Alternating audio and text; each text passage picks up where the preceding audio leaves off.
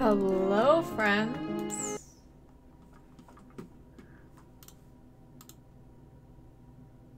Hello. I didn't realize I started playing a song that was not on my playlist, but that's okay. Pat, you gonna unmute?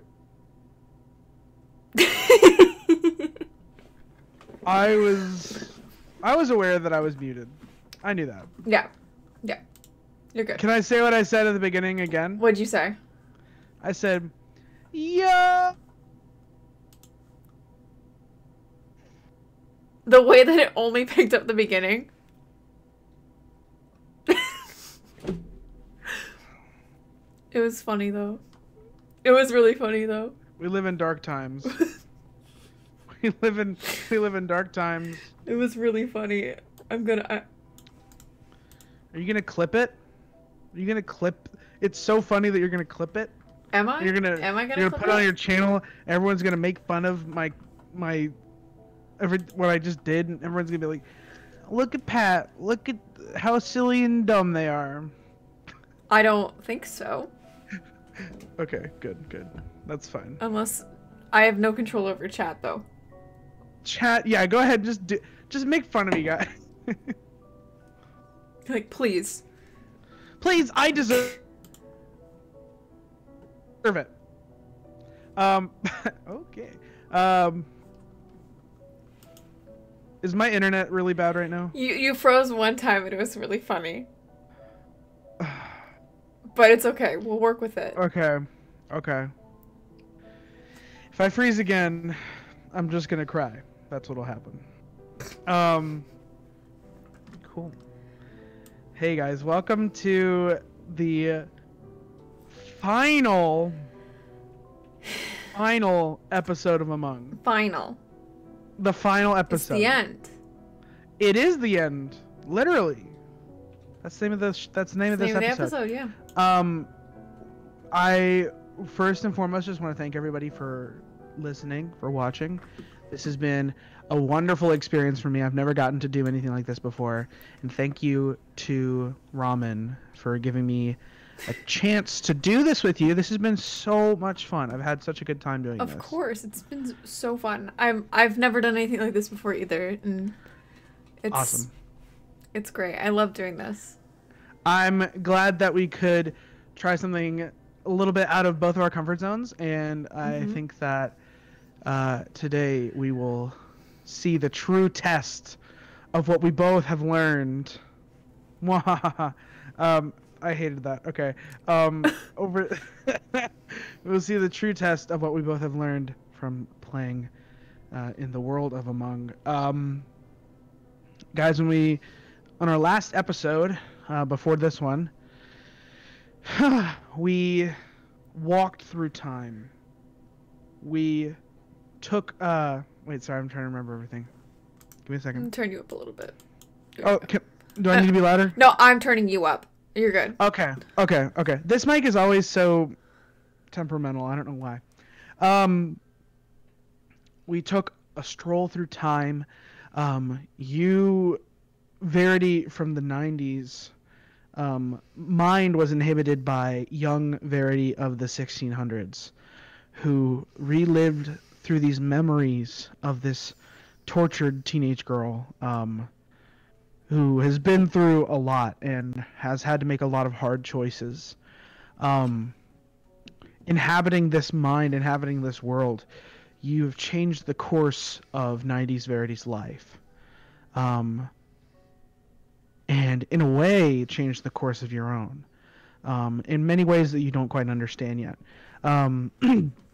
We learned that Verity's father was dying of a form of cancer that would eventually claim his life, and in intervening in his alcohol problem has brought him closer to the family, making your family a lot closer than it was before. You have left behind your relationship with Michael, someone who is manipulative and emotionally unready for a relationship. You've let him go, and you've instead decided to spend time with your new friends, Liz and Elliot, who we discover that you and Liz have something deeper than a friendship. The two of you share a kiss one night while sneaking into the gym's pool, and it's special. And you don't throw that party. Everything turns out okay. The night you have dinner with your family, you look in the corner of your room as the Bone Man begins to fade. And as he does, you are greeted by the haunting presence of the Green Lady once more, who looks you in the eyes and brings you back to her hut in the 1600s, reminding you of who she is. Being told... What's that? I'm gonna have to interrupt because I just got a donation. So... Whoa! Okay, go ahead, read that off first. Thank you for the $5, Addison. His message is, I am donating respectfully. Thank you so much, Addison. Thank you. Anyway, continue. No, that's fine. You are confronted by the Green Lady who, in a moment of clarity, shows you her true face. That being the face of your mother, who you lost a year and a half ago. And that's where we left off, in that small hut, 1600s Verity.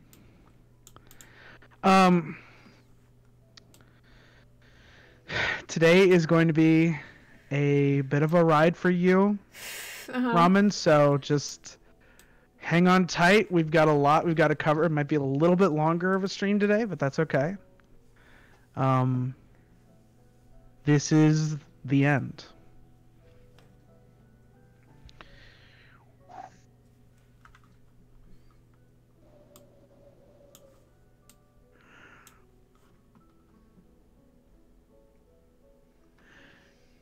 You are standing, you can tell. You don't quite know where you are. It's dark again. And you can see little slivers of moonlight peeking through cracks in the wood. Complete darkness, the stench of manure and mud surrounding you. You feel heat surrounding you. From behind, you can feel flames licking up the sides of your back. You can feel the entire barn is burning to the ground. You take a few steps forward, you fall through infinite blackness, darkness, encircling you as you try to climb up through vines that appear in the dark walls. You are dropping. There's nothing below you, except for the fog that begins to draw closer to your face. You can feel the vapors hitting you like raindrops. And then you're in the lake. Everything is quiet, everything is still. You must have been there for years. Decades even.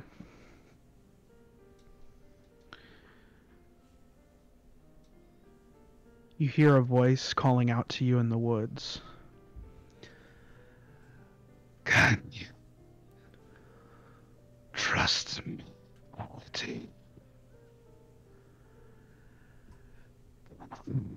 Trust you.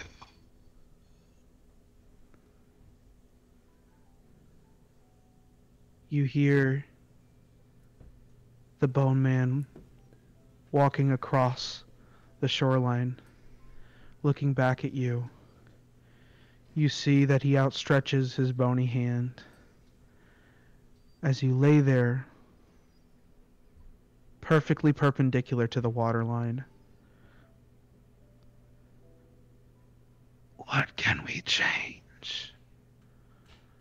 What can we forget?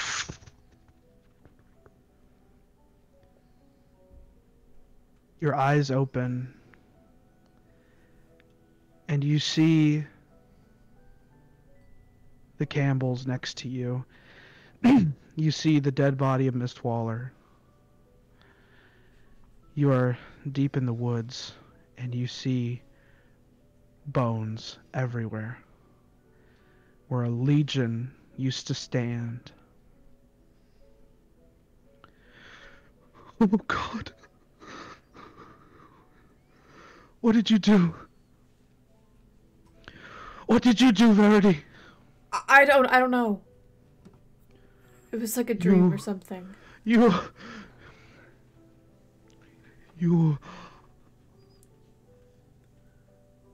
are cursed. Something about you is not ordained by a god, but by the devil himself. If I'm cursed, why did I just save you? I will not pretend to understand. But I do not walk blindly into what I do not understand. And I don't understand you, Verity. Elizabeth, come with me now. You see Elizabeth looks at you, and she has this face of understanding. She looks at you perplexed and confused, and she says, Verity,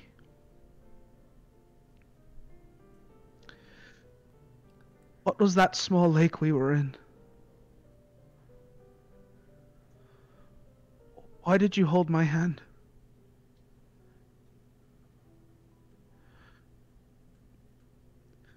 Why was my hair so short? Why did you look like that?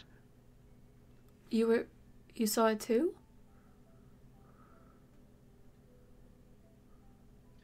I saw you outside of a strange stone building, and Elliot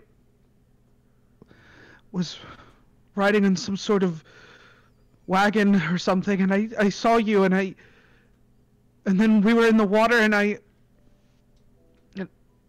kissed you. What was that? What happened? I don't know. Come on, Elizabeth, get away from her. She's putting curses in your mind. She's putting evil in your mind. Father, please, listen. Verity, did you put those curses in my mind? I didn't do anything.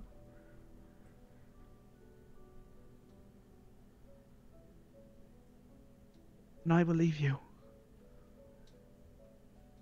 You see, she walks towards you. And she grabs your hand and holds it. She looks back at her father, who is fuming. Elizabeth, don't you dare trade your soul for some fantasy woven in blood. I needn't trade my soul, Father, for it is already bound to hers.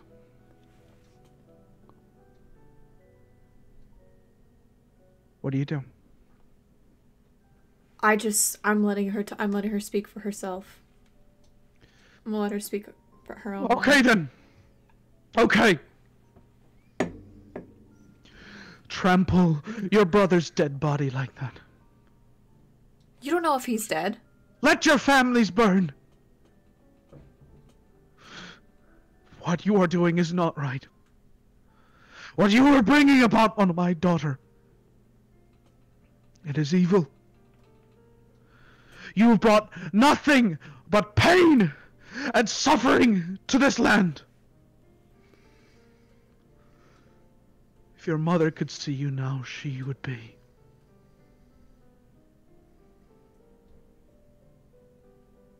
She'd be ashamed, Verity. I disagree. You see that Elizabeth turns and walks away with you, in her arms still, in her hand still. You feel Sunny brush up against you. You two begin to walk into the woods alone. but together. You walk for a while, and you half expect to see Mr. Campbell following behind you, but he doesn't ever show. Is there anything that you say to Elizabeth?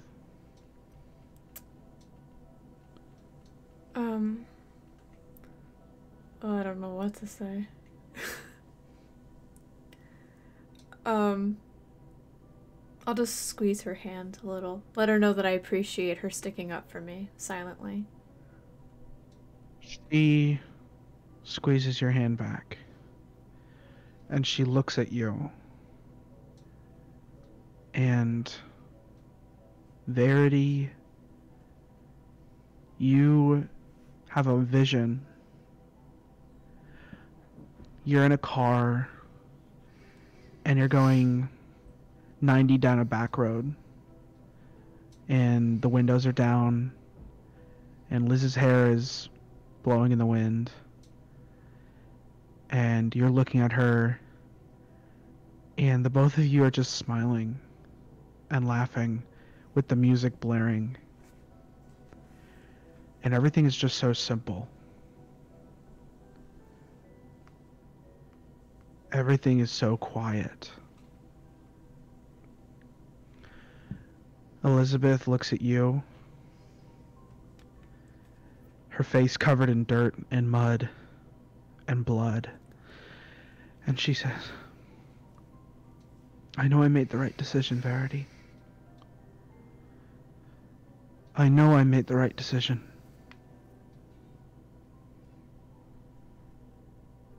About what he said about Elliot, we don't know if he's dead. I still think he's alive. I think he is too. They say that twins have some sort of intuition, that they can sense when the other's in danger.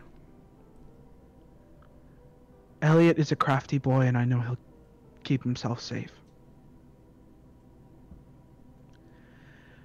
The two of you walk into the depths of the night. You walk for what seems like hours, the night seemingly endless. Walking over trees, everything is pretty quiet at this point.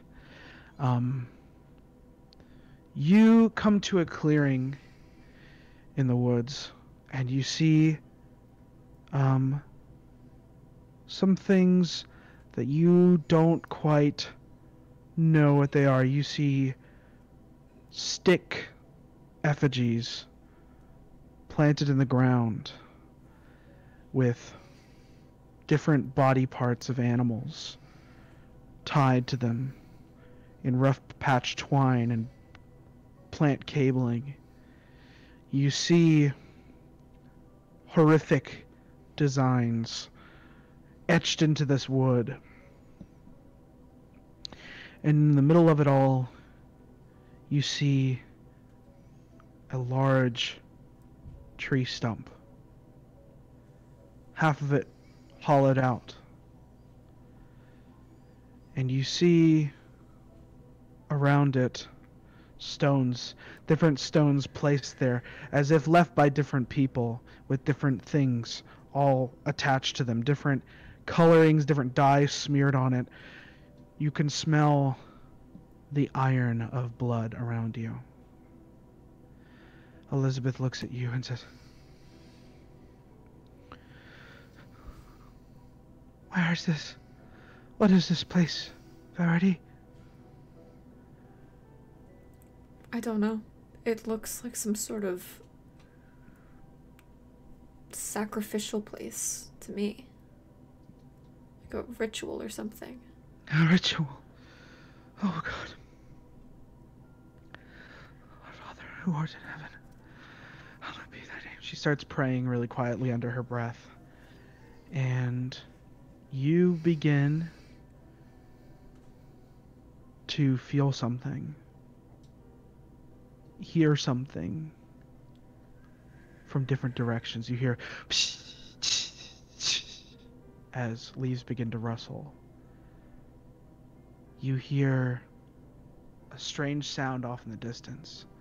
Something that sounds like men screaming in pain. You feel a chill down your back because this sound is one that you are very familiar with. It is that of the blind, bloody men that run through the woods. The ones that you encountered in an effort to save Mr. Waller. You can hear them drawing closer and closer. Elizabeth steps back.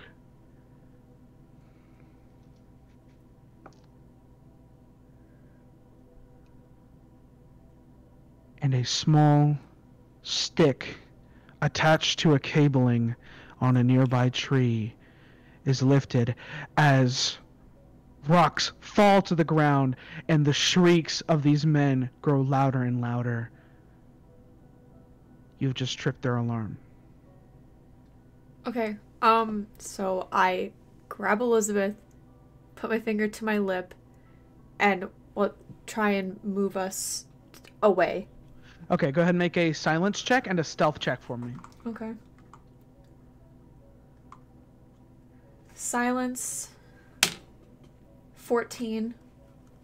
Stealth. 17.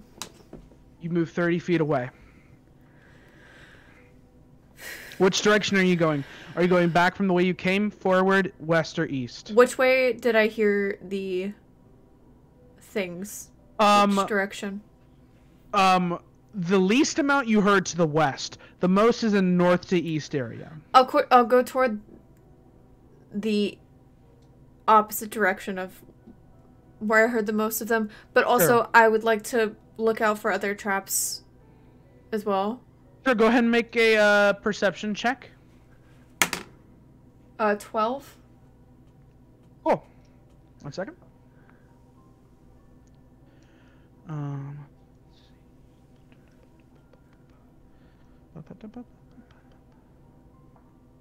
Cool.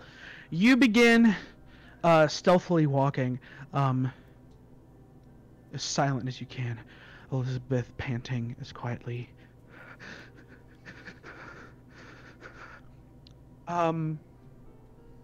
You perceive pretty well, Verity.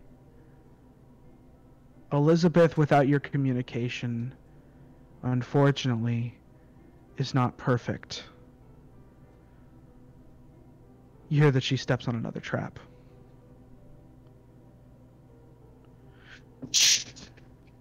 Leaves fling up from the ground. Is there a place to hide nearby? This clearing leads out to a large body of water, a large lake.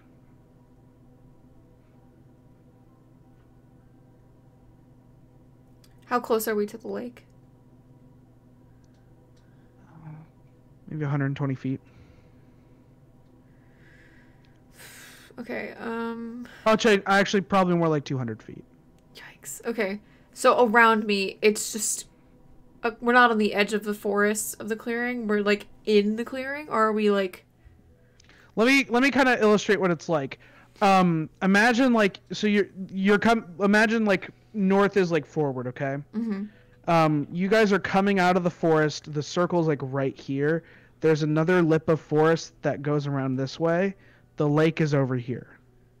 So you could... There's many ways you can go. You can go back from where you came. You can go forward back into the other end of the forest. You can go this way into the forest. Or you can go this way towards the lake, which is further in the clearing. Back where we came, is there anything we can hide underneath or behind?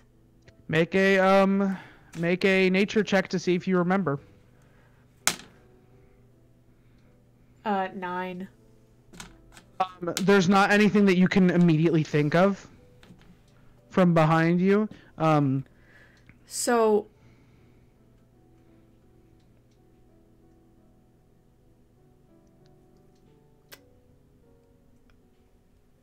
is there a tree nearby? Like, how close is, like, the nearest tree to us? Good, like 40 feet back. Could we backtrack and press ourselves against a tree? Yes, you definitely could. I would like to try and do that. Okay. Go ahead and make a stealth check and a silence check. Stealth, that is a 10. Ugh, silence is a 3. You guys, in making a sudden turn, slip and fall, you guys alert them even more. They are moving faster. You can hear the screams getting faster. Go ahead and make another silence and stealth. Okay, stealth, that's a 14. Silence, 18. You move as fast as you can. You're about 10 feet away from the forest. Now make one final check for me. 4 in stealth and 15 silence. Okay. You are silent. You make it about 5 feet away from the trees. I'll give you this next turn. Just make a silence check and you can make it. Okay. 16. You are against the tree, hiding from where the sounds are coming from. Are you staying there? Yeah, just stay completely still up against the tree. We are the tree now. You hear what sounds like 20 men show up, all completely naked, all completely hairless and covered in blood. You hear one of them starts speaking to the others.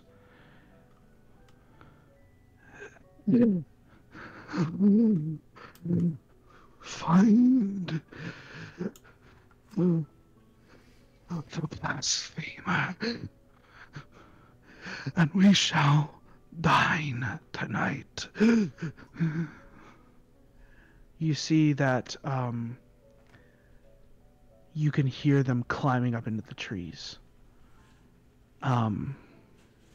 You see one of them offers themselves to the rest of the group, and you look back for a second. Well, do you want to look back? No. For like, you don't even want to peek for a second? No. Okay. I'll give you a free one. I'll give you a free peek. Still. Okay. You hear the sound of one of them.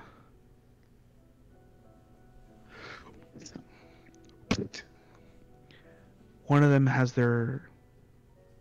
You hear bones crunching and skin ripping, and a few of them go and devour one of their friends who has just sacrificed themselves to sustain the group. They are all insatiably hungry. You then hear a voice that chills you. I don't know what you are expecting of tonight's feast, but I wish to eat the child's heart.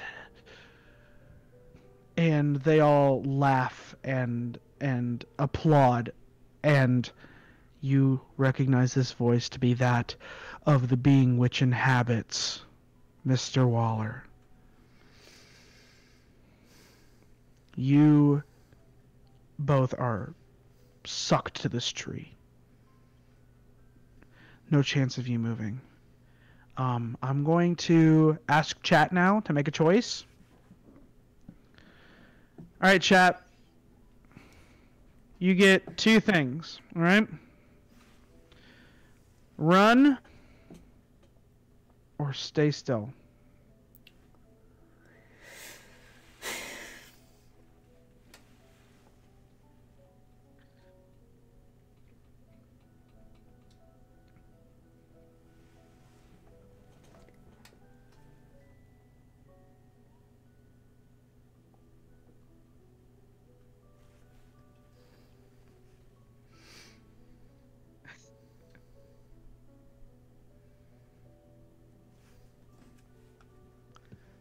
We're just waiting on some answers.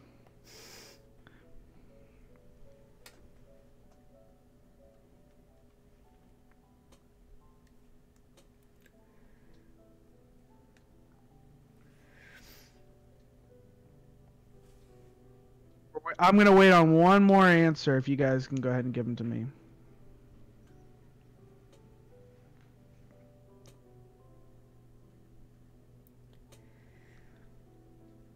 Okay, we'll just go with we've gotten answers. So you feel Elizabeth tug on your sleeve and look at you and say, "Verity, they're distracted. We need to run. They're eating their friend. We must run. Okay?" I'd like to use sense of calm if we're going to run. Sure. Go ahead and sense of calm. Remind the chat of what sense of calm does. The user uses this to gain advantage on any rolls related to hiding, averting danger, stealth, silence, or sanity. Cool. So you can gain advantage on one of those checks. So stealth or silence. I'm gonna use it on silence. Okay. Awesome. Yeah.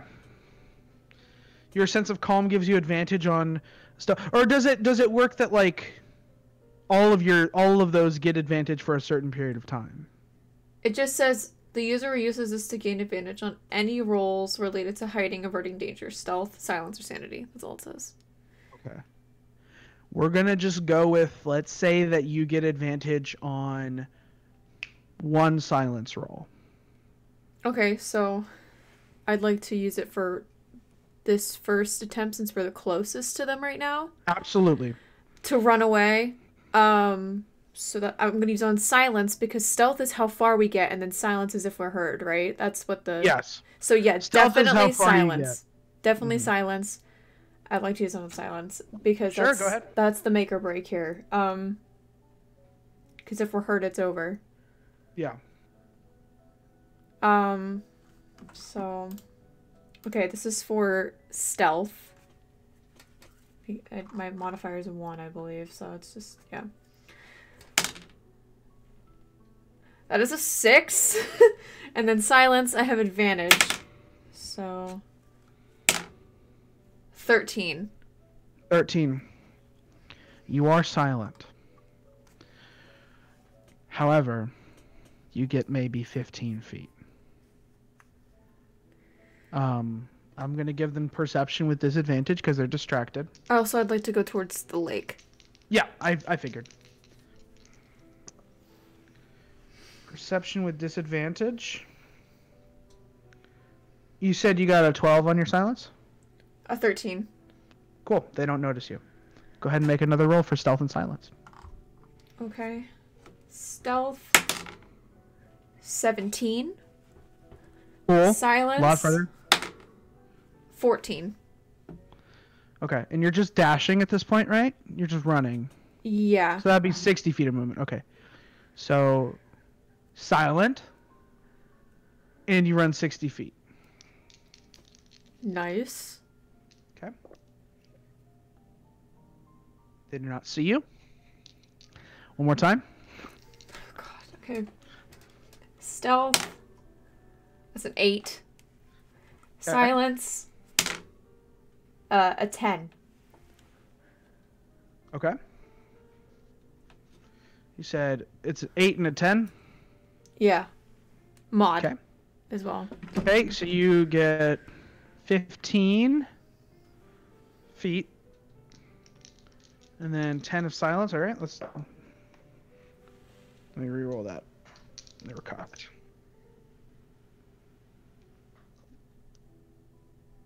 Okay, let's see. So you're about 90 feet towards the lake. How many feet away from it are we now? Like, how close? Let's see, I said about 200 feet away. Yeah, about 110 feet. Okay. You hear... Sorry, let me mute this right quick. Someone was spamming in another server. You hear...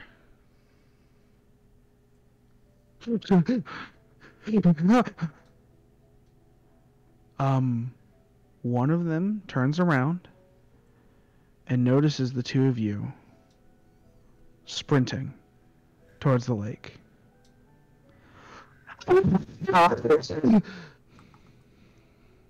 Go ahead.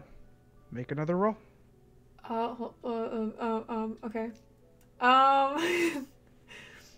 You can forego stealth if you want, and just get an auto.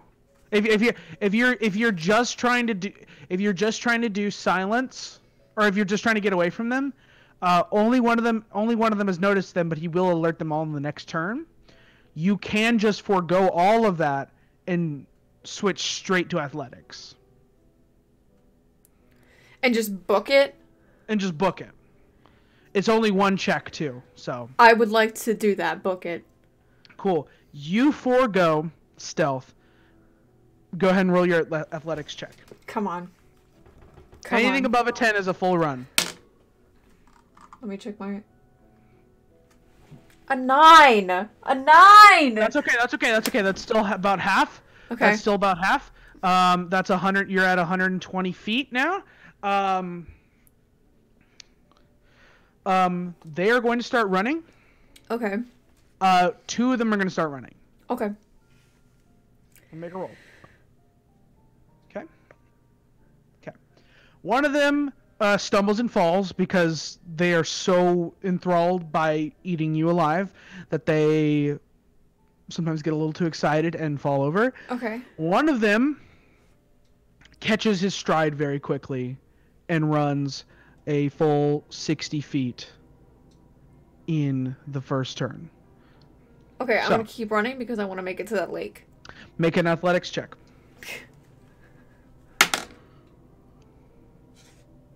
5. Okay, that's about a 30.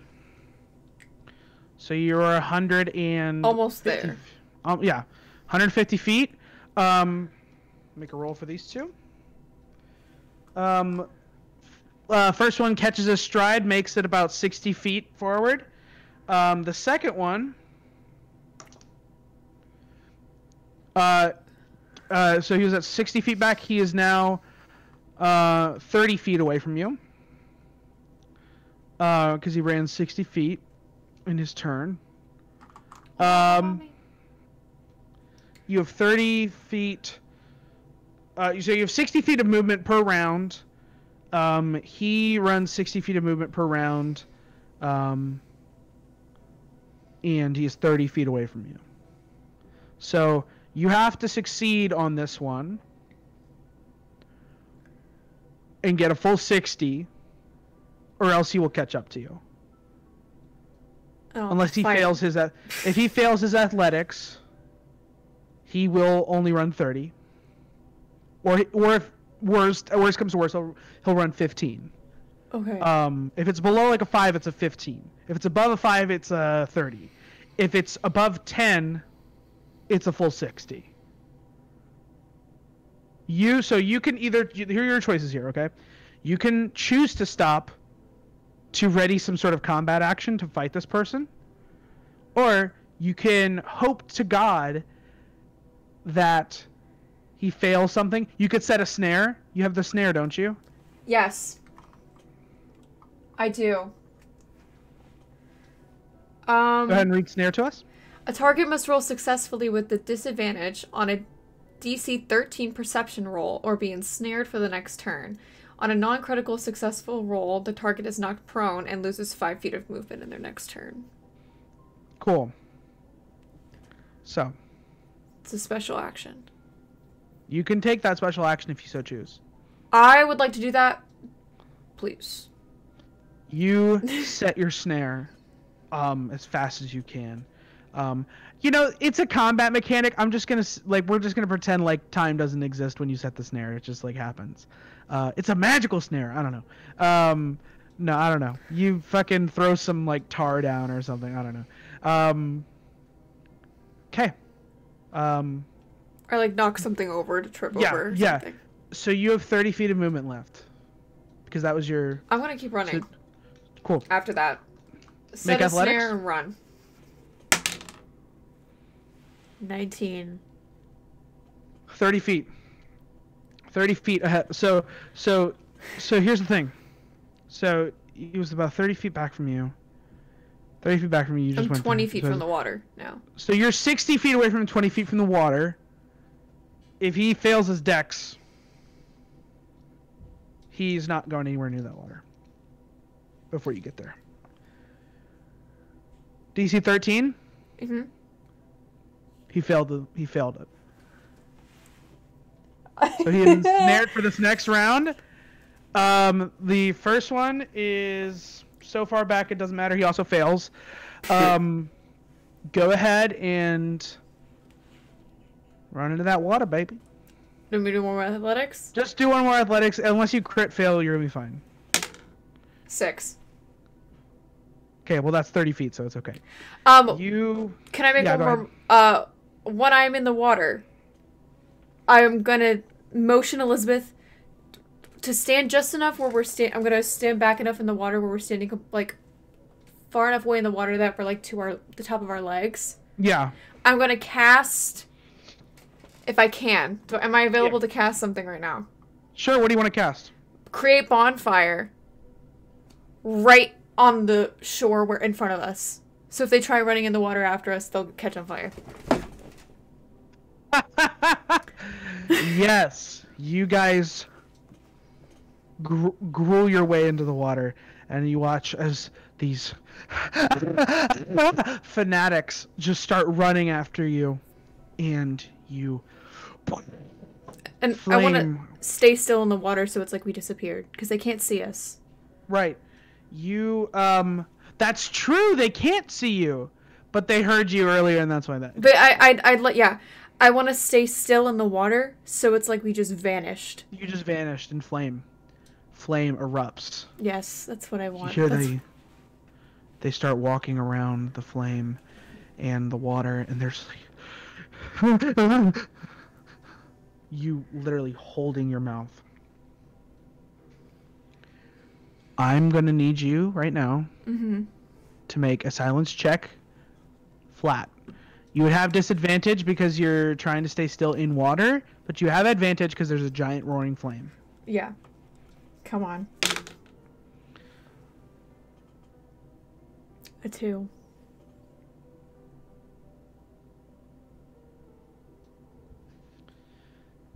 You see one of them hears you splash a little bit in the water, cocks his head, starts clawing his way into the water. And the others start following. There's a fly. I almost got him, sorry. The other ones start clawing their ways into the water. You begin to... What do you do at this moment? I'm taking my sickle out. I have a sickle still, right? You pull your sickle out. You're backing up into the water. Is there any... How far are you back? Are you going to back up at all, or are you just going to fight? How many of them are coming in the water? Right now there's 2. There's a bunch coming. Does Elizabeth have anything on her? No. All I have is my sickle. That's literally all I have. Yeah. What are you doing? Can I ready perfect aversion?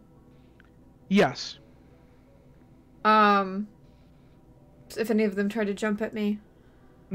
Sure. And I will just prepare myself to be jumped at, and then... Sure. If they Go try ahead and and tell jump... audience what perfect aversion does. Perfect aversion. Once a day, the user can activate perfect aversion to avoid a grapple, attack, or projectile from an enemy, enabling them to escape the area of effect on their turn. Yep. Cool. You ready perfect aversion. You watch as one of them swings his arm down at you, and you pull back using perfect aversion, completely avoiding his attack. You back up about 5 feet. The water's up to your chest now. Elizabeth is weeping.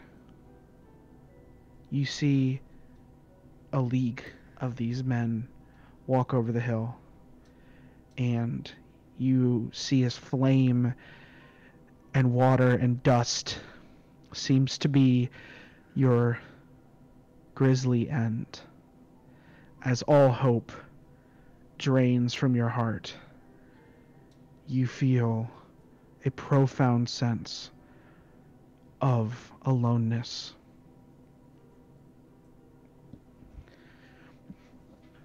Elizabeth looks up at you and says, I always thought from that moment that I saw that strange vision, why is it that all the craziest things always happen to us while we're in the water? That's so true. That's true. I love you. I love you too, Liz. You watch as they grow closer and closer. You hear now the sound of yelling. Get away from my sister! Coming in, riding a giant horned stag made of bone and sinew, wielding an old rusty knife, cutting the men down. Elliot, the perfect diversion, eyes and tongue in his head, riding across the shoreline. Verity! Verity, Liz! I saw something! I saw something! I saw the vision! I saw a man get his heart ripped out! We need to run! We need to get out of here now! You see that he's just batting these people off, and the stag is impaling these men on its giant antlers. You watch as these bloody men start...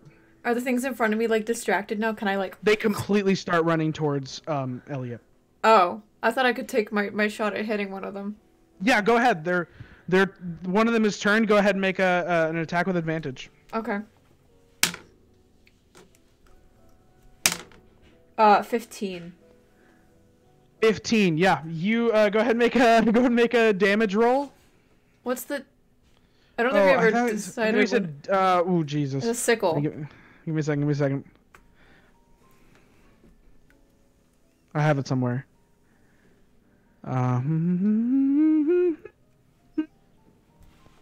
So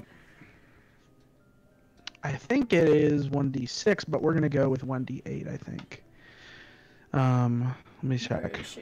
Oh, it's 1d4. Okay, we're going with 1d6. Okay. We're going with 1d6 though.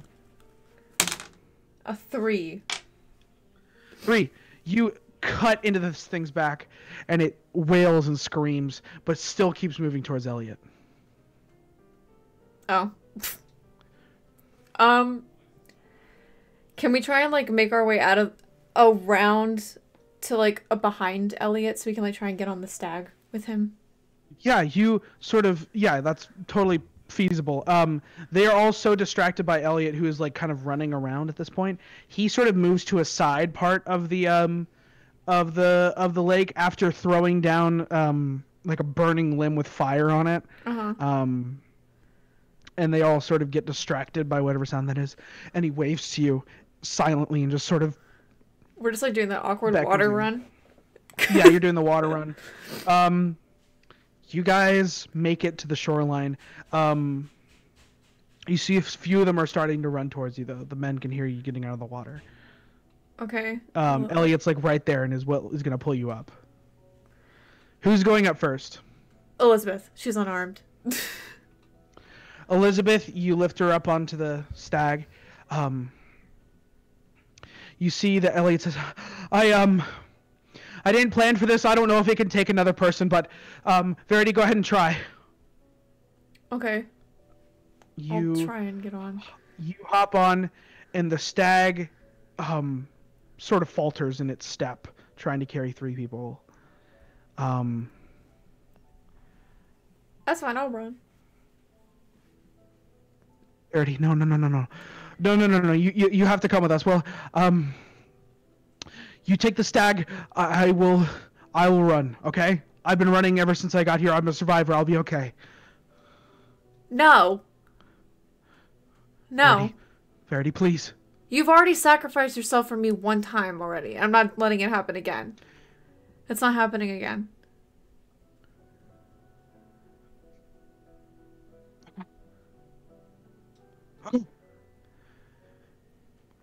Ah, you see that the stag runs off into the night.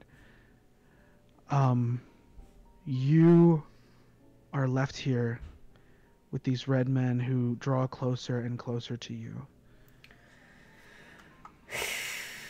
Walking this time instead of running.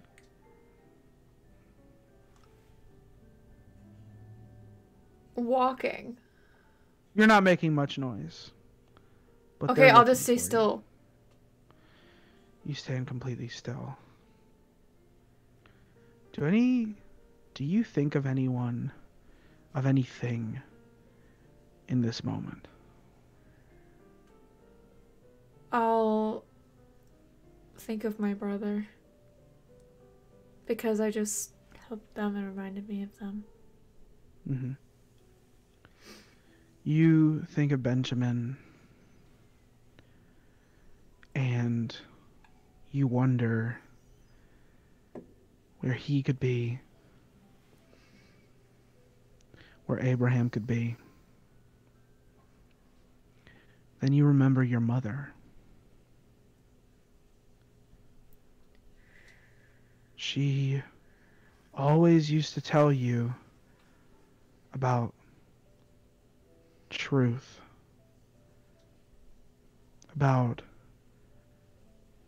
the flexibility, the elasticity of truth, and how it reflects on us. You remember seeing Sunny in that water. You remember seeing yourself looking back up at you. What more is hidden in the truths of the water? You hear a voice enter your mind and say, Verity, I know you're not the faithless one. So have faith. You, for a moment, a thought enters your mind.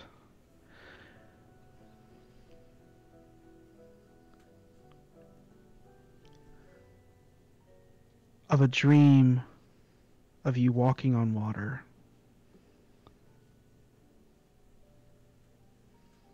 What's the difference between setting a fire with your hands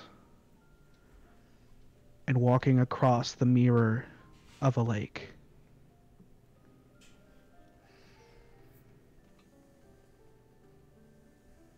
You feel their breaths as these bloody men grow closer. You can just smell the blood in the air as they claw against the ground, looking for traces of you, feeling for sound.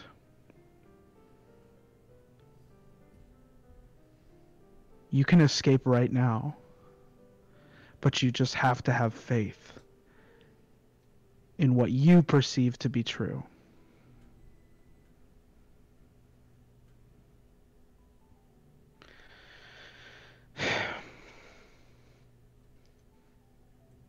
You said I can walk on water? Did I say that? I don't know. I just said that what you perceive to be true can be true, but truth is elastic, right? I can. Truth can break. I will attempt to walk across the lake then. Olivia, truth is elastic and it can bend. And it can break, but it can also be solid. Truth is not a straight line. It has ripples, but it can support you. You take a step out, and your foot lands on the surface of the water, and you feel your foot sink. But truth is elastic. And it pushes you back up.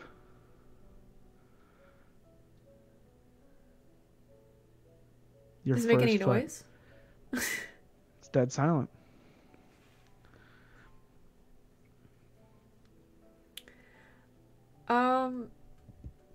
What direction did Elliot and Elizabeth go? They went off into the woods that way. You'll have to cut across somehow. Then I'll walk across the lake. You take step after step. You are walking across a pool of water.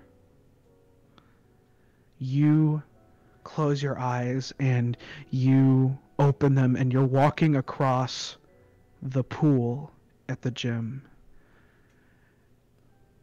You open your eyes and you are walking across that lake in the woods that green lady took you to after you killed that squirrel or hit that stick. You are walking across the forest floor to the tree where Michael was killed and left. And you see that tree grow and get cut down and turned into a stump where stones are left and effigies are burned and things are kept. These bloody men worship no god, they worship an idea. You look across the lake and you see the Bone Man standing there.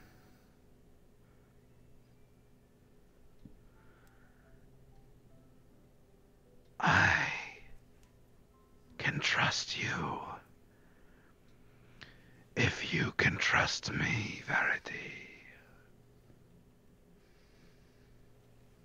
You are in the middle of the lake, and you begin to fall backwards onto your back, and you float in the middle of the water. Can you trust the Bone Man?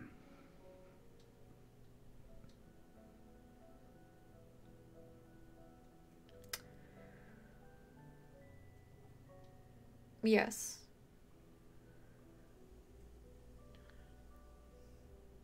You remember a moment for a second of a young man looking at you and smiling and saying,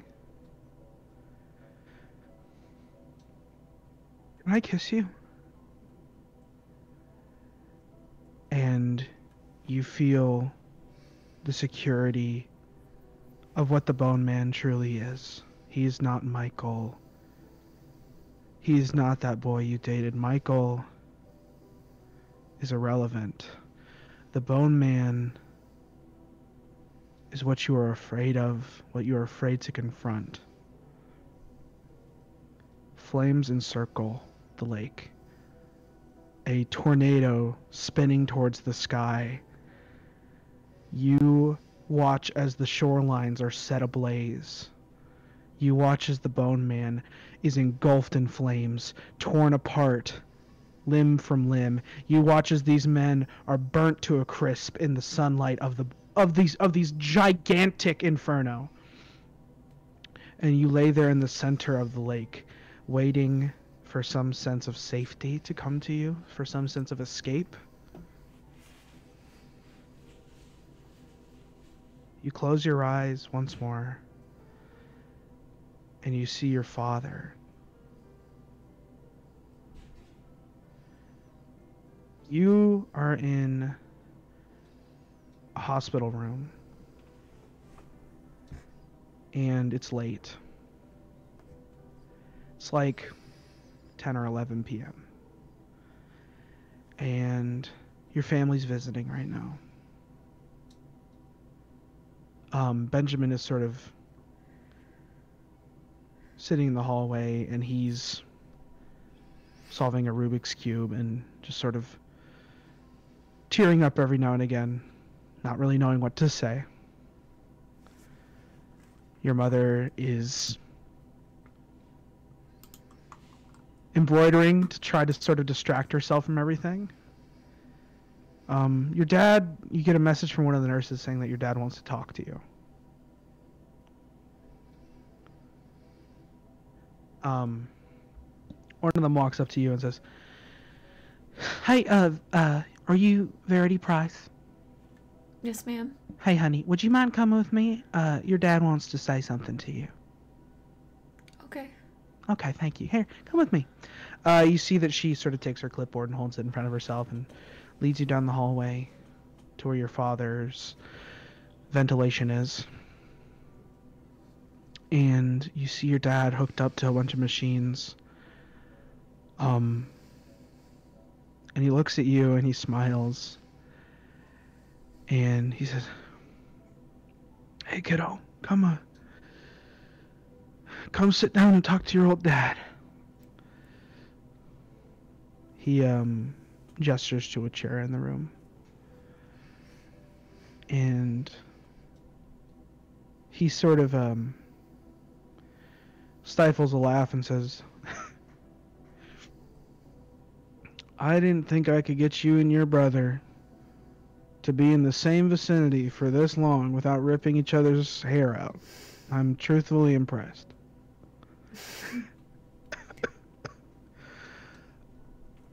I just wanted to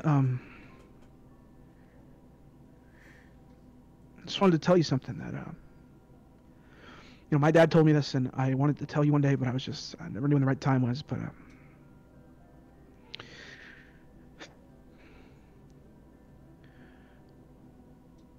there's a lot of things in day-to-day life that are really scary, and you don't know if they're worth diving into. You don't know if they're worth wasting your time or risking your life or anything like that. But if I knew how hard it was to be your dad, to be your mom's husband, if I knew how hard it was going to be some days to wake up and feel sick all the time, I'll be honest, if that's all I knew, I would have never done it. But if I hadn't, I would have missed out on seeing you guys grow up. I probably would be off drinking somewhere, letting it all fade from my mind. But kiddo, listen, I love you and your brother more than you could ever know. And as scared as I am to leave the two of you,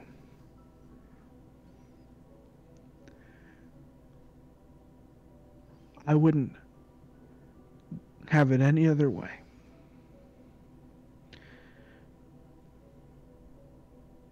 Because at least you get to have a dad that stands by every single thing that you do. And that's more than I could say for mine.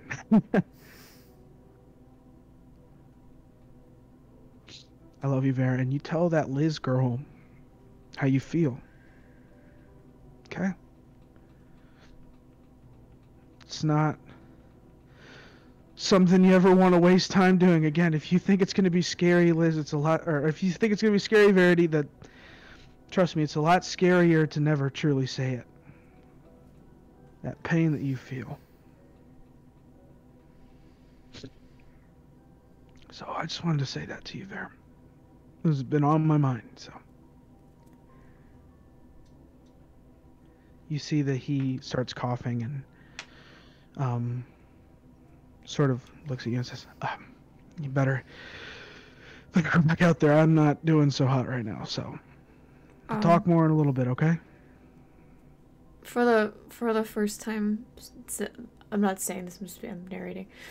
Mm-hmm. For the first time since she's been visiting her dad, she'll take his hand because seeing him in that state is scary for her.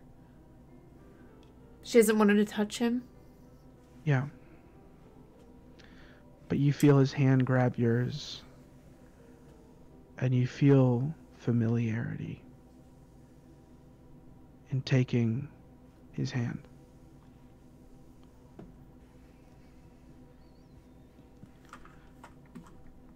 You feel the water drag you down. You're falling deeper and deeper. And you wake up and you're in sort of a small canopy of trees. And your mother is sitting across from you. And she's sort of braiding her hair, this green luminescence coming off of her. She looks at you and she says, Verity,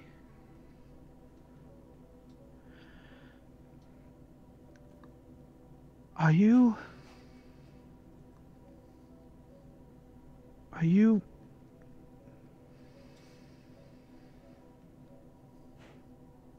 afraid of the devil?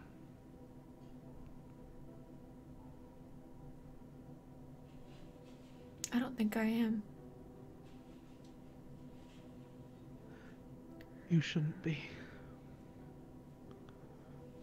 But you should hate him. Because as much as God gives, so the devil taketh away.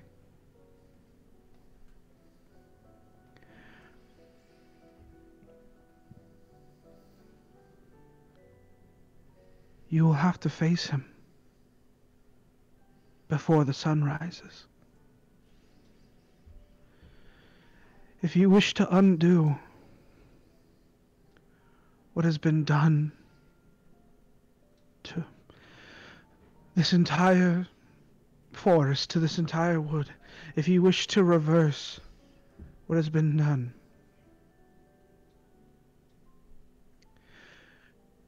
you will have to do what he has done to you. He has taken your love, your grace, your very soul from you. You must rip his heart out, Verity. Do you hear me? You must rip his heart out.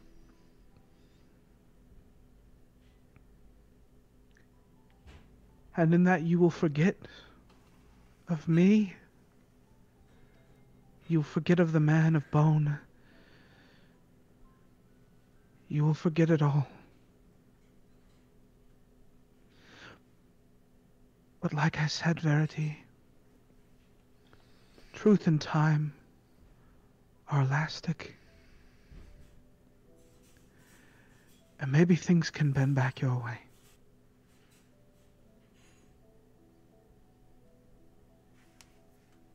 And we're going to take a short break right there.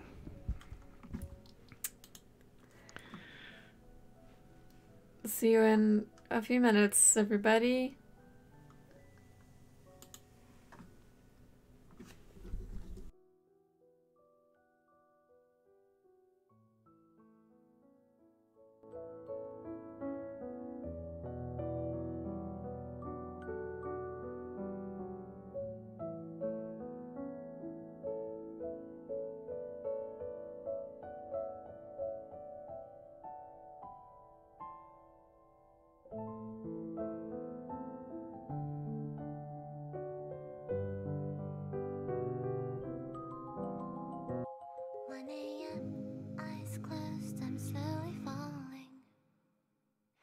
The music and the atmosphere.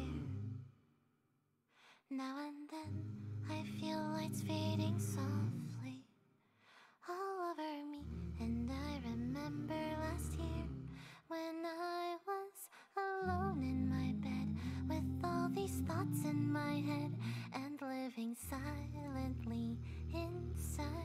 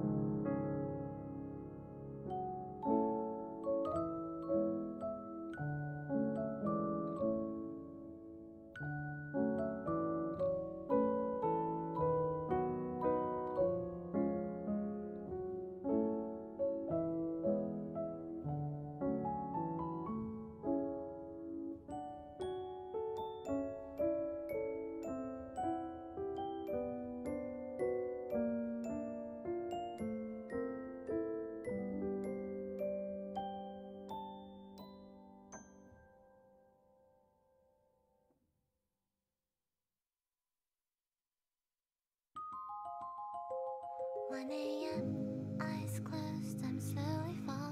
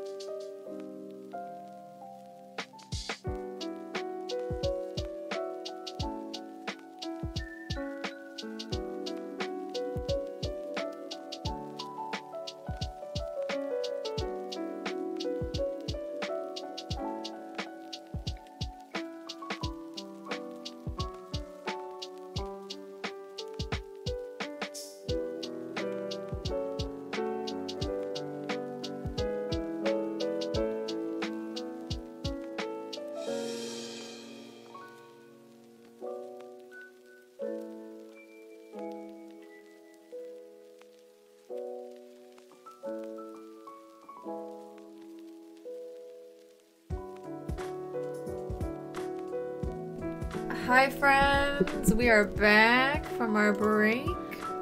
Hello, hello, hello. We turn the music down so loud. Keep it just full blast the whole time. Yeah. The hiccups, I ate too fast. I moved my plate. That's actually gonna play a role in the combat. My hiccups? Yeah. Verity hiccups and it intimidates everyone. Wow. Thank you for highlighting that message. Very... Don't have to get political. Beep beep.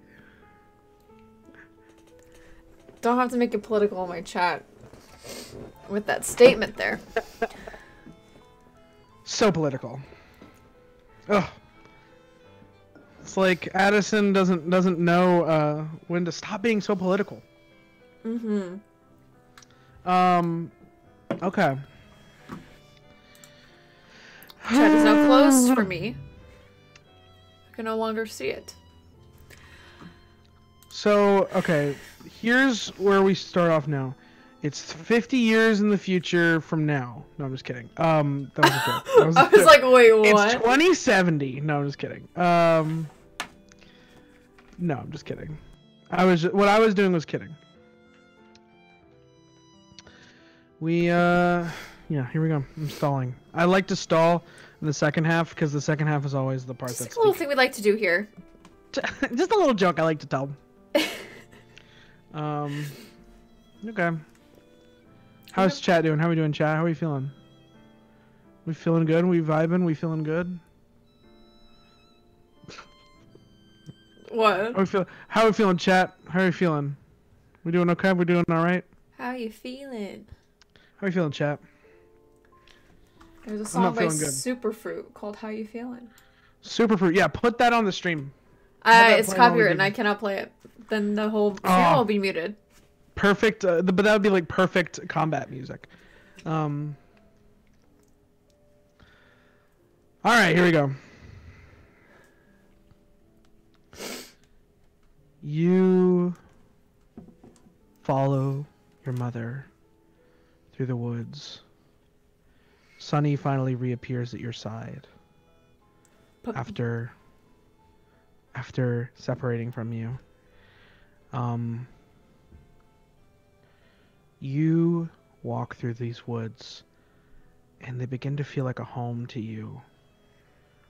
You start noticing things that you've seen before, clearings you recognize.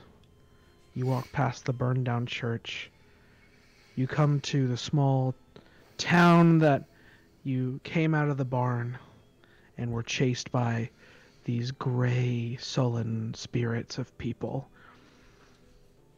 And you're brought to this very specific place. You're brought to this tree. It's pretty large, and written on the tree, you see a name inscribed in front of you, and it's the name Verity, carved into it with like claws of some sort. But the E and the A keep changing as you look at it. And your mother looks to you and says,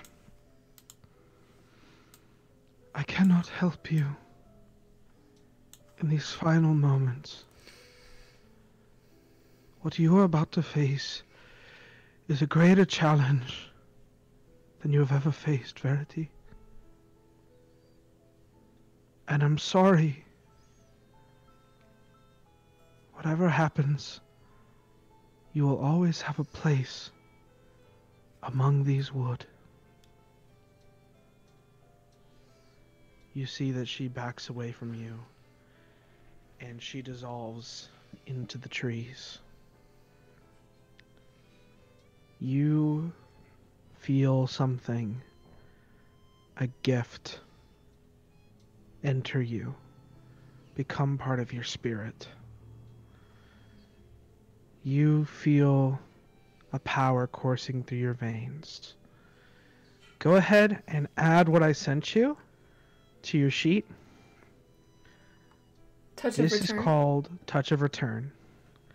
Once, the user may plunge their hand into the heart of the being they hate the most, someone or something that has truly hurt them, and rip their heart from their chest. This will forbid this being from ever touching their soul again. The user must know a higher power and give their faith to them to use this gift.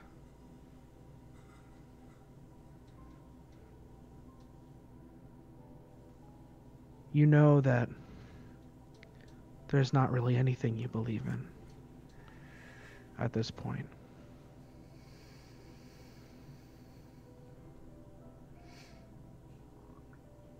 You, with this new power, feel the trees bark, expand, and you watch as this tree opens up to this complete dark void. Walking into this tree, you forgo your earthly existence. If you emerge from this battle victorious, you shall return. But if you die, your spirit is damned to be hidden among these trees. Are you ready, Verity, to walk past the threshold into the darkness?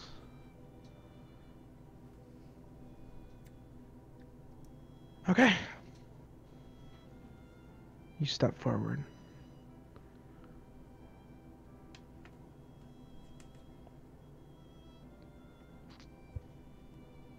Completely silent. The ambiance of the wood is flushed from your head. It is now just you and the blankness of dark.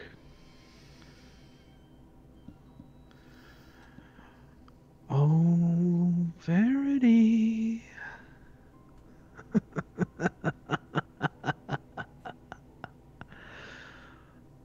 Welcome, Verity. I didn't think you would be so quick to join me, but it appears you and I have some talking we must do.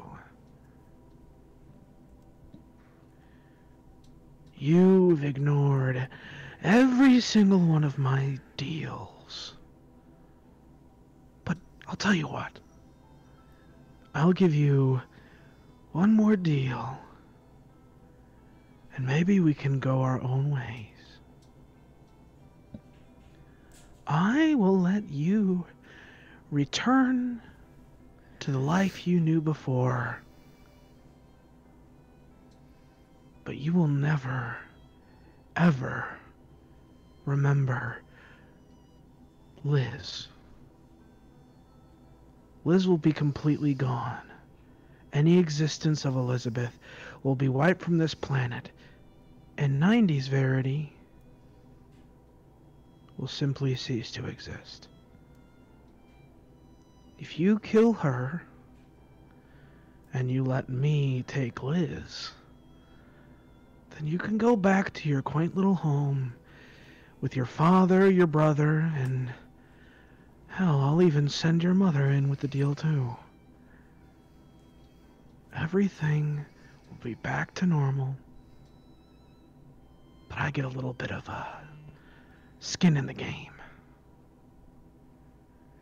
How does that sound?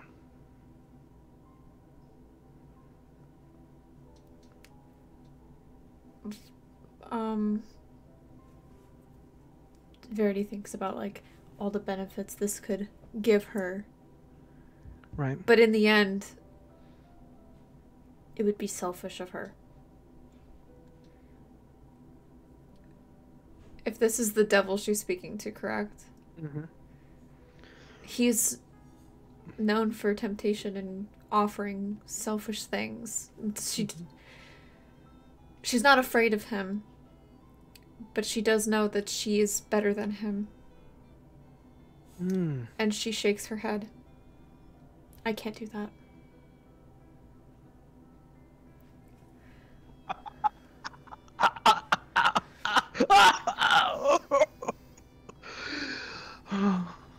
I am so glad you didn't take my deal, 'cause now I get to finally take what was rightfully mine. Your soul. You watch as a man appears in front of you, and you see that he has a crooked smile that goes from ear to ear. And you see that he has cobalt eyes, steely, looking directly at you. His hair is long, flows to his shoulders. He's about 6.5 feet tall. And his expressions are gaunt and bony. His complexion is as smooth as water. And he is red. His whole entire body painted a deep red color. And you see he has a forked tongue. And he looks at you and he says, I bet you thought you were gonna recognize me. I bet you thought that you'd seen me somewhere before. No, Verity, I'm as much of a mystery to you as you are to me. I could give you everything, Verity. And as far as I see it, you're sort of having the odds stacked up against you. It's me, the actual fucking devil, versus a little girl with a sharp scythe and a very angry family.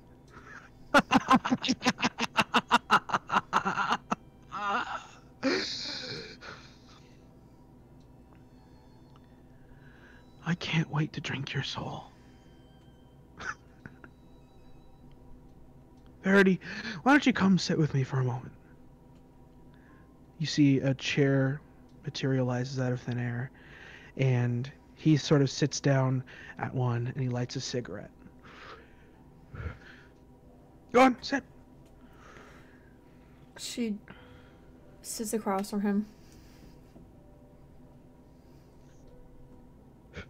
You see he puts out a cigarette and some sort of empty ashtray. And he says,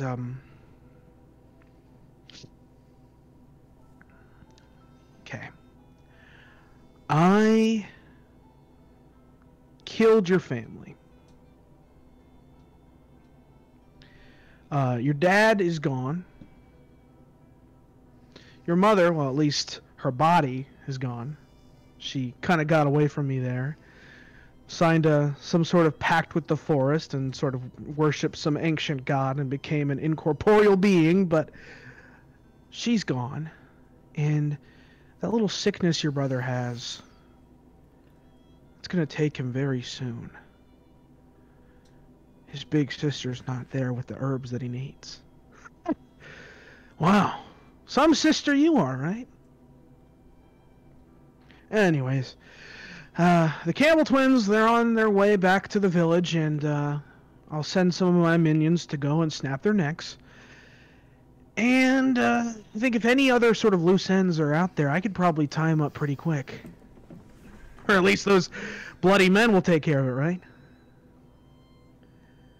Verity, I was just wondering what you thought you were going to do here. Walk me through it. Walk me through your thought process.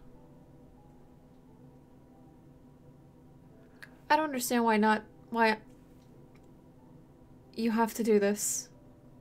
I'm offering myself to you on their behalf.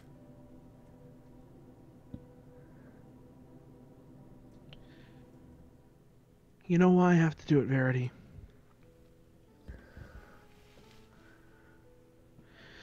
Because there are some people in this world that if you give them an inch, they'll take a mile. Okay? And there are many times I see you throughout time. Not just the ones that you've seen. For every tree in the forest, there is a Verity Price. Speckled in some part of time, making my life a living hell. And I don't know what it is, but there's some sort of sick pleasure I get from watching someone as optimistic as you crumple and fall. When you killed that boy, Verity... Sorry, when I killed that boy... was there a part of you that was happy? I mean, Michael was an asshole. I mean, he deserved to die, did he not? He's a cheating scumbag. Not at all.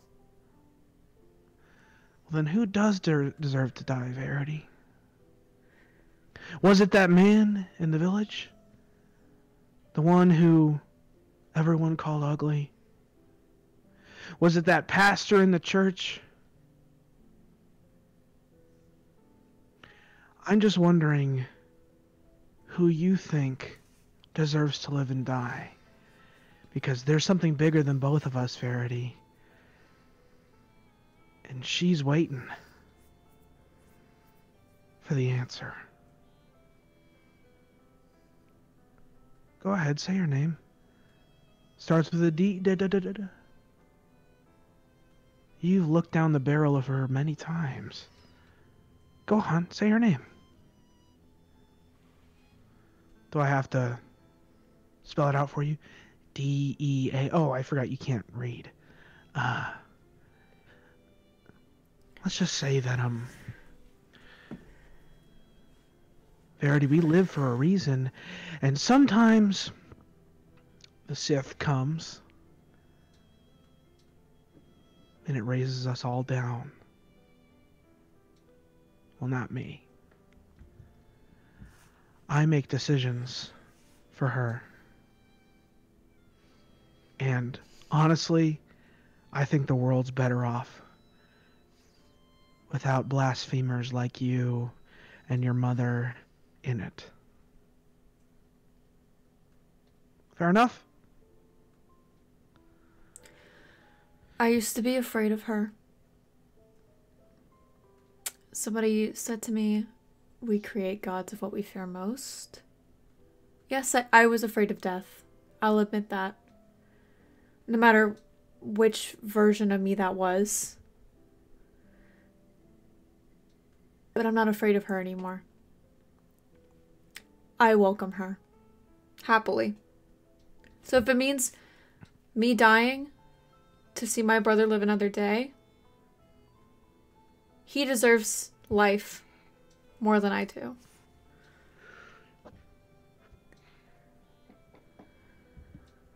Okay. All right. Then that's how it's going to be then. You want to die, then you can die. You see he lifts his hands up. Before, yeah, what do you want to do before he does that? I know what I know what I believe in. Mm-hmm. I'm not afraid of death. I'm welcoming her happily. But I would like to use my touch of return and ask death to help me. Give me the faith that I need to take him down. You call upon death. And you feel and hear a legion of voices enter your mind. You hear you hear Liz. You hear your mother. You hear Benjamin. You hear Isaac. You hear your father. You hear Mr. Waller. You hear Mrs. Waller, all speaking at once, unified under another familiar voice. One that sounds an awful lot like yours. And they say to you,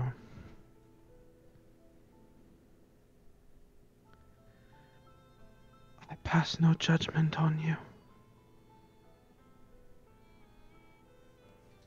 You are as much my partner as you are my product. I give myself to thee as you will return to me in the end.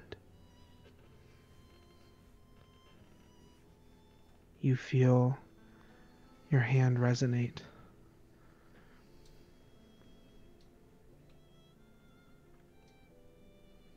Lucifer stands up, stomps out his cigarette, and turns and whispers to you before he's about to walk away. Wait till you see the tricks that I've got up my sleeve, kid.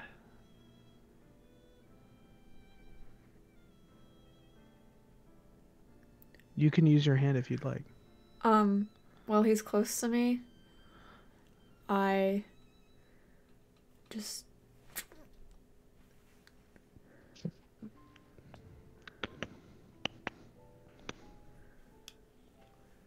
His heart's still beating in your hand.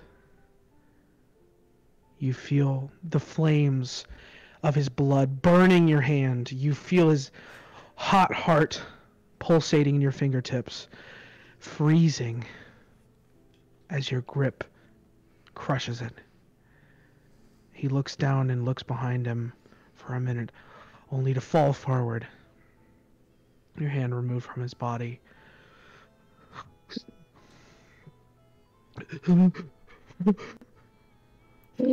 I'd like to lean forward to him and say, I'm not afraid of her anymore, but are you?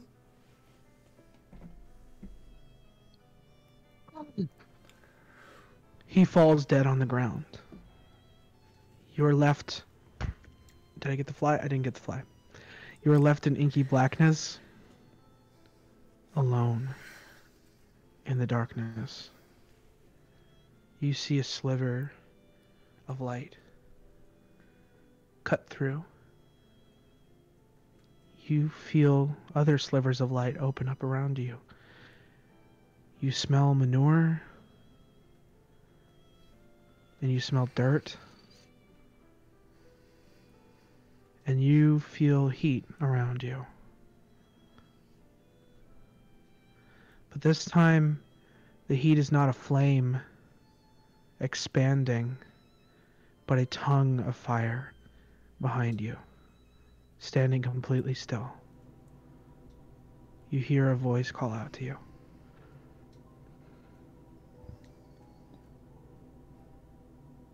Hello.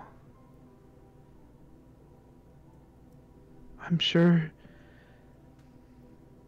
you've had enough of these kinds of encounters. Be not afraid. You may look at me. Do you look at this being? Yeah. Your eyes are steadied on this flame. You see in it a multitude of faces, and you see gold overlapping the tops of its tongues.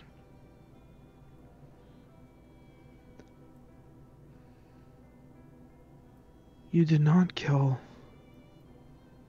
him, but he cannot touch you anymore. He can't look at you anymore. I built these wood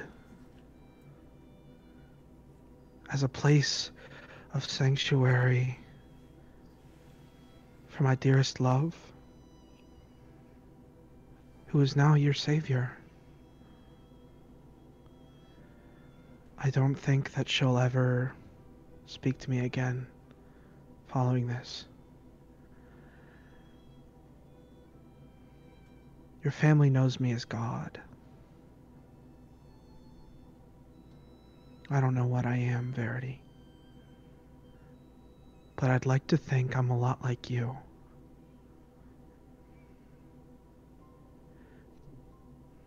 That I create and that I change things.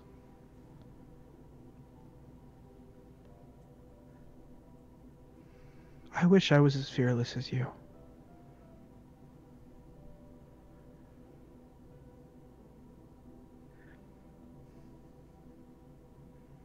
What do you want from all of this, Verity? Do you want to go back? How far?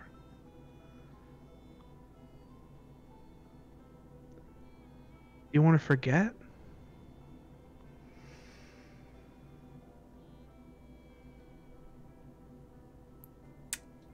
I just want peace.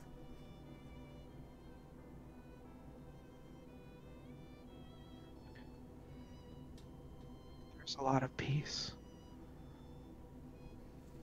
in life. There's a lot of peace in death. I can see that maybe I'm not powerful enough to give you what you need, Verity. Maybe what you needed was to be left alone from things like me. So I'll let you go. The flame dies down. Where do you go now in your mind?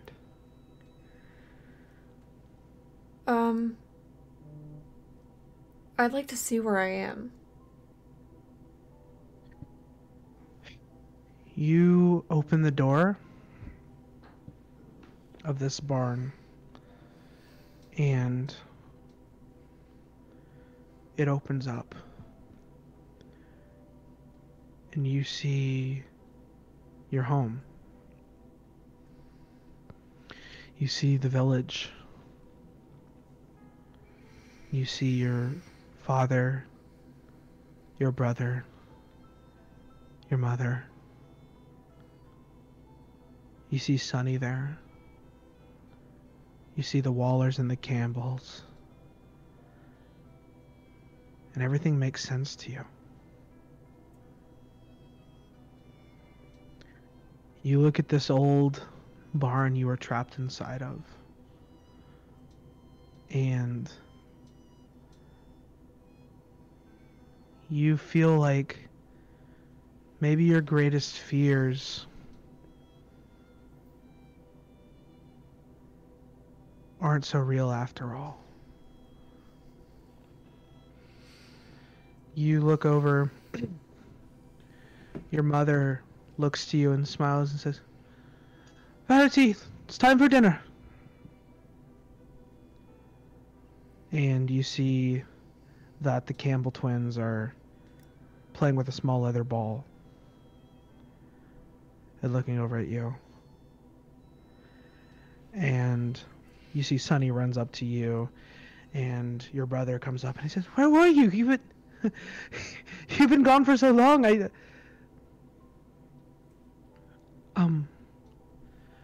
Elizabeth wanted to speak to you." I will. You walk past your brother and Sonny, who sort of tags along behind you, sort of panting. She's back to the same hound she was once before. You see Elizabeth playing with her brother, stops for a second and looks at you. And she says, "Hey, Ver." Hey.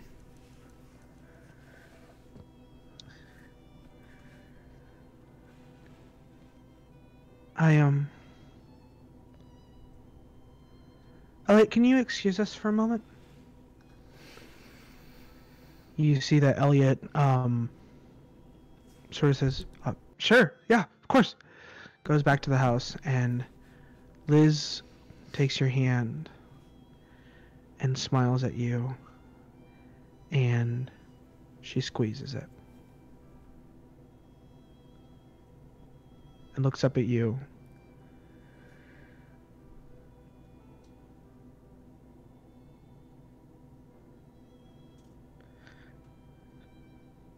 "Our souls are bound."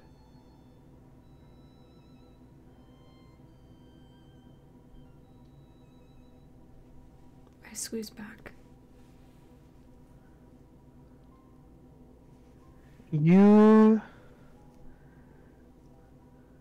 We cut to a time many years later.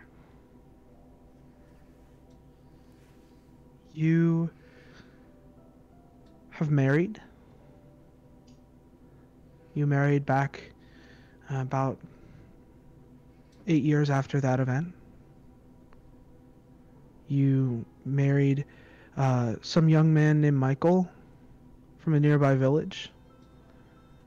The two of you sort of have an agreement because Michael is someone who doesn't really experience love the same way everyone else does.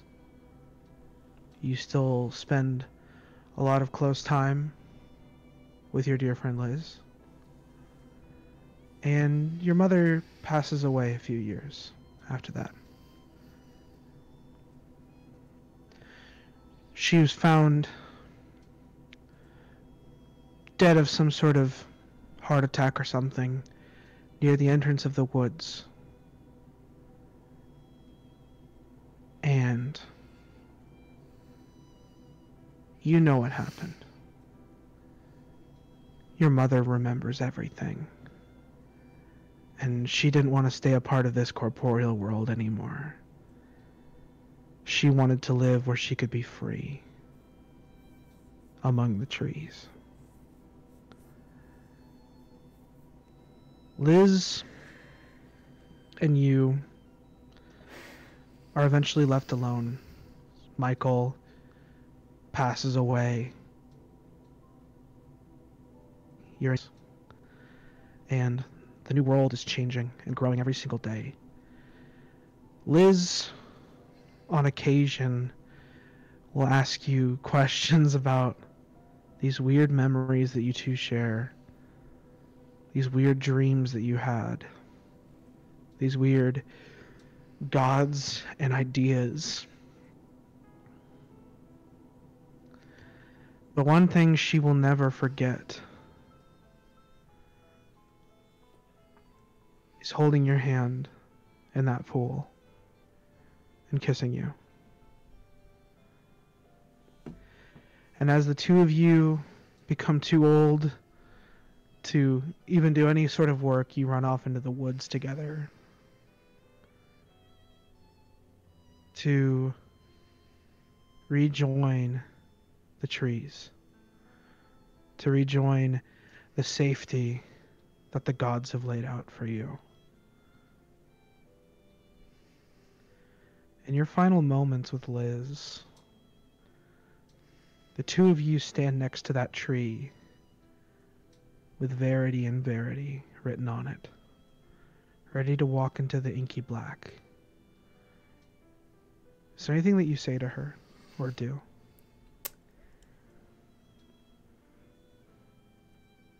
I tell her to not be afraid, and that I'll see her soon.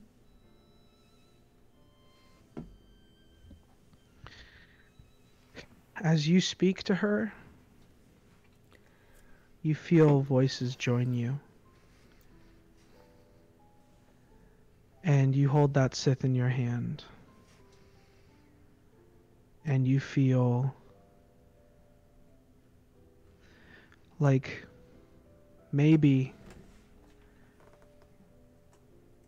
you are death. And maybe people didn't fear you because you were faithless or evil or dark or cursed. Maybe they feared you because they could not understand you. Liz squeezes your hand, and at last, you are among the forest. The end! Everybody! Beautiful, Pat. Those... End of among. Can we get claps? Claps for Pat. That was beautiful.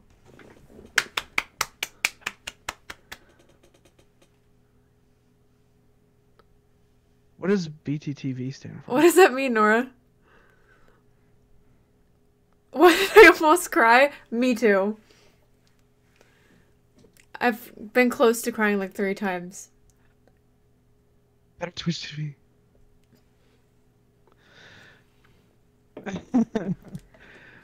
Thank you guys so much. Oh. Thank you guys so much for this. Yeah, Olivia, this has been one of the most fun and explorative experiences I've ever had with D&D. The message I want to leave everyone with is that yeah, this is I Among comes out of a very Oh. You saw what Vivi said. Yeah, I saw. This story, I really wanted to explore a lot of things that I've found hard to talk about in the past. Death and loss and fear and religion. And Yeah. I just appreciate the way that you handled everything, Verity. Because the way that you took everything and responded to everything and helped the story grow and move helped me formulate a story around the world that I was trying to create. So thank you so much. And thank you guys so much for watching. In conclusion, Elizabeth and Verity got to be cottagecore lesbians.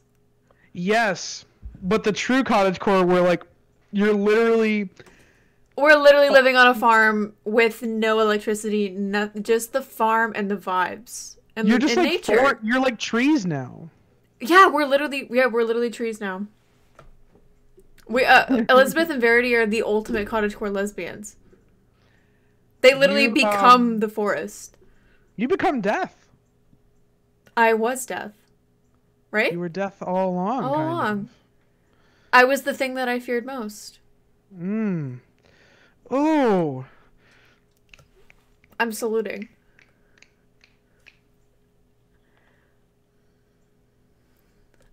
I think, funny how I thought Michael was death for a little bit. Anyway. Well, you heard all the voices join Yeah. you in Legion. Yeah, I think, yeah.